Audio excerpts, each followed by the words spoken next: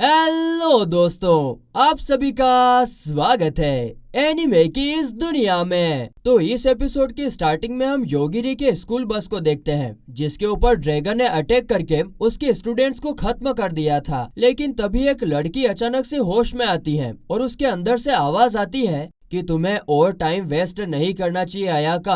तुम एक एंड्रॉइड हो और हमने तुम्हें वापस से जिंदा किया है। प्लीज डिसाइड करो कि आगे तुम्हें इंसान की तरह रहना है या इंसान की लिमिटेशंस को तोड़ना है। इसके बाद अयाका कहती है कि क्या सच में मैं मर गई थी? मैं दोबारा कभी किसी दूसरे के लिए नहीं मरना चाहती। उसके इतना बोलते ही उसकी बॉडी से ह्यूमन लिमिटेशंस हट जाते हैं और उसकी बॉडी उससे कहती है कि तुम्हें अपनी बॉडी पूरी तरीके से रिकवर करने के लिए कुछ सामान चाहिए होगा। इसके बाद अयाका बस से बाहर आकर मरे हुए ड्रैगन का मीट खाने लगती है और फिर यह सीन यहीं पर शिफ्ट होता है। अगले सीन में हम छोटे योगिरी और असाका को देखते हैं, जहां पर असाका खाना बना रही होती है। फिर जब वो योगिरी को खाना खाने के लिए देती है तो उसे वो खाना एकदम टट्टी लगता है, जिस पर असाका कहती है कि मैंने तुम्हारे लिए इतनी मुश्किल से खाना बनाया है, ऐसे नहीं बोलना चाहिए, चुपचाप से अपना मुंह बंद करके खाना खत्म कर दो। जिस पर योगिरी बिना कुछ बोले खाना खत्म कर देता है। इसके बाद असाका अपना नेक्स्ट टास्क देखती है कि अब उसे योगिरी को पढ़ाना भी है, जो देखकर वो गुस्सा हो जाती है।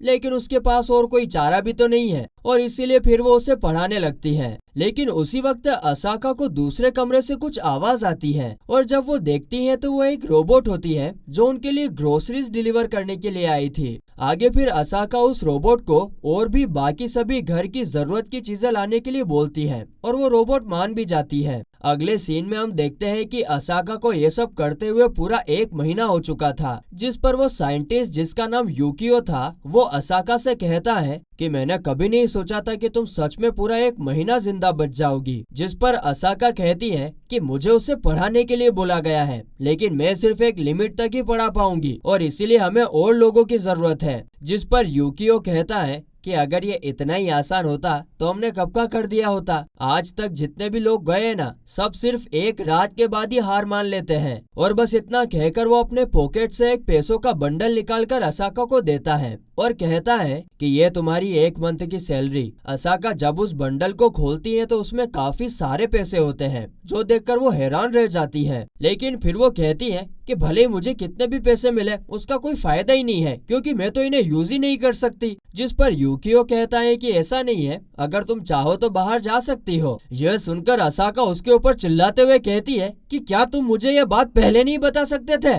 जिस पर यूकियो कहता है कि वो मुझे लगा था कि तुम भी बाकियों की तरह हार मान लोगी। वैसे क्या तुम अभी ये काम छोड़ना चाहोगी? जिस पर असाका पूछती है कि तो फिर उस लड़के का ध्यान कौन रखेगा? जिसके जवाब में यूकियो कहता है कि रोबोट्स उसके लिए खाना बना सकते हैं। और यह सुनकर असाका को और ज्यादा गुस्सा आ जाता है और वो कहती है कि अगर तुम्हारे रोबोट्स को खाना बनाना आता है तो मुझसे इतनी मेहनत किस लिए करवाई। और बस इतना कहकर असाका वहाँ से वेकेशन पर चली जाती है। आगे वो एक सिटी के अंदर जाती है, जहाँ वो काफी कीमती खाना खाती है, खूब सारे अमीर लड़की वाली शॉपिंग करती है और फिर आखिर में एक काफी बड़े होटल में रुकती है। लेकिन जैसे ही उसकी आंख खुलती है तो वो देखती है कि वो एक सुनसान कमरे में बंद है और उसी वक्त उस कमरे से आवाज आती है कि हमने तुम्हें पकड़ लिया है, लेकिन हम तुम्हें चोट नहीं पहुंचाना चाहते हैं, हमें सिर्फ तुमसे बात करनी है। तो वहीं इस तरफ योगिरी असाका का इंतजार कर रहा होता है और फिर आखिर में जब वो रोबोट से उसके बारे में पूछता है तो वो रोबोट बताती है कि असाका अभी वेकेशन पर है, जो सुनकर वो थोड़ा सा सैड हो जाता है। लेकिन फिर ऐसे ही कुछ टाइम बीतने के बाद वो असाका को ढूंढने का डिसाइड करता है और इसीलिए वो दोबारा से उस रोबोट से पूछता है कि असाका कहाँ पर है। जिस पर रोबोट फिर वही जवाब देती है कि अभी वो वेकेशन पर गई है। यह सुनकर योगिरी कहता है, अरे बावड़ी, मैं पूछ रहा हूँ कि वो कहाँ पर गई है। जिस पर रोबोट कहती है कि वो मुझे नहीं पता। जिस पर योगिरी कहता है तो फिर मुझे किसी ऐसे के पास लेकर चलो जिसे ये पता हो। जिस पर वो रोबोट उसे एक जगह पर ले जाकर कहती है कि साइंटिस्ट इस डोर के पीछे होंगे, उन्हें ये पता होगा, लेकिन हम इस डोर को यहाँ से नहीं खोल सकते हैं क्योंकि ये कंट्रोल रूम से मैनेज होता है। ये जानने के बाद योगिरी कंट्रोल रूम में डोर ओपन करने के लिए कहता है और जो भी उसे रोकने की कोशिश करता है वो उसे वहीं पर मार देता है। आगे यूकियो वहाँ पहुँचता है तो देखता है कि एक लड़की उसके लिए सभी डोर्स खोल दे रही थी, जिस पर यूकियो एक गार्ड को उस लड़की को शूट करने का ऑर्डर देता है। मगर जैसे ही वो आदमी उसे शूट करने जाता है, वो खुद ही नीचे गिरकर मर जाता है। तभी योगिरी वहां पहुंचता है और यूकियो से असाका के बारे में पूछता है, जिस पर यूकियो उसे बताता है कि अब असाका वापस नहीं आएगी क्योंकि उसे एजेंसी ने किडनैप कर लिया है। यह सुनकर योगिरी कहता है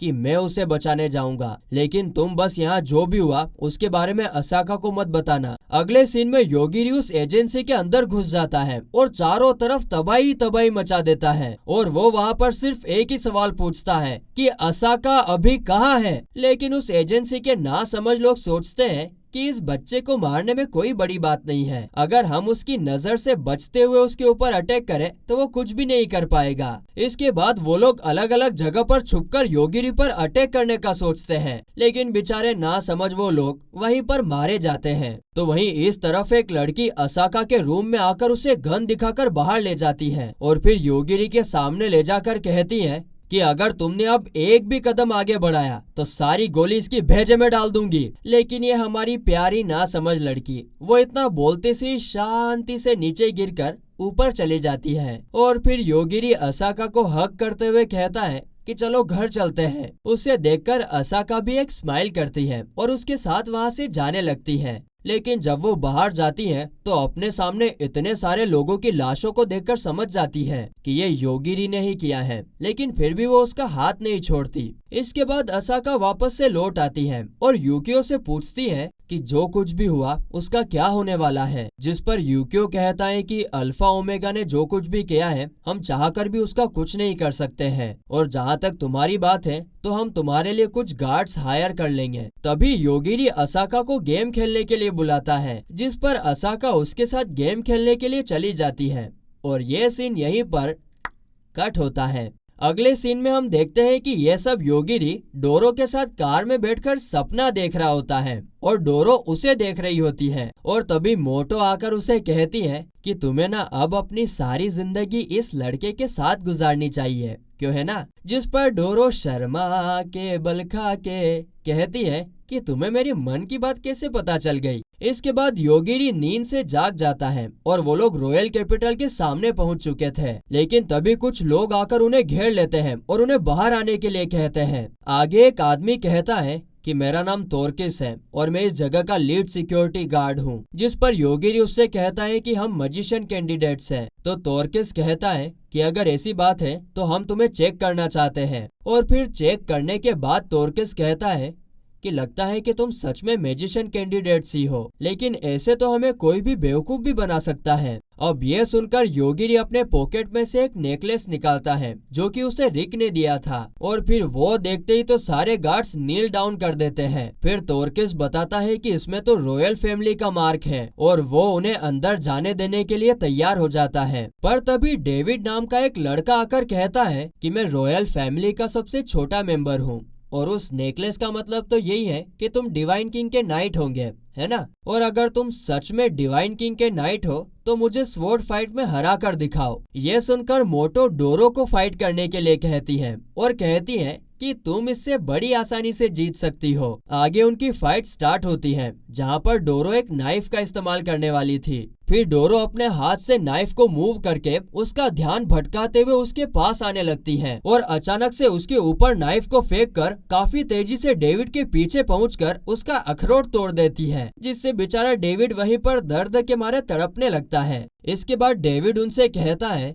कि अभी जब तुम सिटी में जाने वाले हो तो मैंने सोचा था क्यों ना तुम्हें गाइड कर दूं। तो वही सिटी के अंदर इतने सारे वॉरियर्स को देखकर डोरो डेविड से इस बारे में पूछती है। तो डेविड बताता है कि ये सभी वॉरियर्स अंडरवर्ल्ड को चैलेंज करने के लिए आए हैं, क्योंकि रॉयल कैपिटल के अंदर डार्क गॉड सील्ड है। ये सुन के डोरो पूछती है कि क्या इस दुनिया में एक से ज्यादा डार्क गॉड हैं? जिस पर डेविड कहता है कि पता नहीं, मुझे तो सिर्फ एक ही के बारे में पता है। इसके बाद योगिरी डेविड को वहां से जाने के लिए कहता है और फिर उसके जाने के बाद वो डोरो से कहता है कि अभी आगे हमें क्या करना है उसके बारे में सोचना पड़ेगा, क्योंकि हम अपने क्लासमेट से मिलने वाले हैं। क्या तुम उन्हें माफ कर पाओगी? जिस पर डोरो चुप हो जाती है। आगे योगिरी और डोरो एक रूम में पहुंचते हैं जहां बाकी स्टूडेंट्स भी बैठे हुए थे। उसी वक्त एक आदमी उनके सामने आकर कहता है कि तुम सब यहाँ एक मिशन के लिए आए हो, है ना। लेकिन इससे पहले कि वो उन्हें एक मिशन देता, उनमें से एक लड़का खड़ा होकर कहता है कि ये सुनो, तुम काफी ज्यादा हवा में उड़ रहे हो, हम तुम्हारे नौकर नहीं है। जिस पर वो आदमी हंसते हुए उसके पास जाता है और अपनी तलवार से उसकी उंगलियां काट देता है।